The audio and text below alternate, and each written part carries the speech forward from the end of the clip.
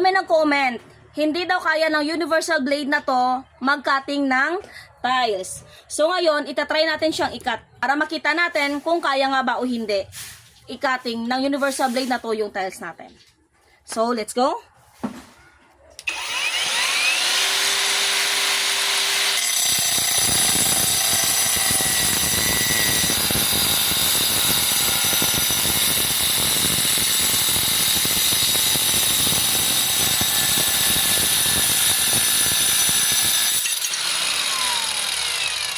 O, see?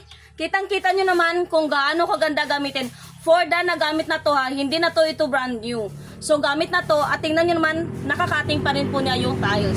Kaya sa nagsasabi dyan na hindi niya kakayanin yung tiles, see this video. Kung mga tiles installer kayo at naghahanap kayo ng isang blade na hindi na kayo maabala na dire-diretso na yung paggamit niyo, the yellow basket. Ilalagay ko yung link nito dyan sa yellow basket para makapag-check out.